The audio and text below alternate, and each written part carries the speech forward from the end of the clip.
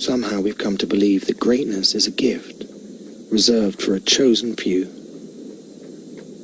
for prodigies, for superstars, and the rest of us can only stand by watching. You can forget that.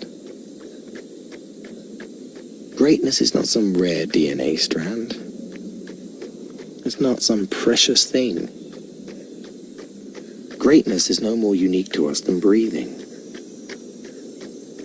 We're all capable of it.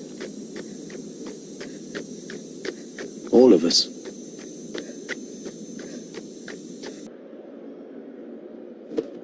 Some people are told they were born with greatness.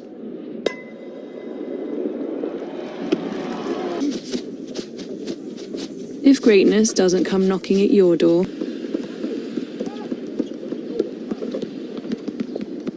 Sometimes greatness is about overcoming insurmountable adversity.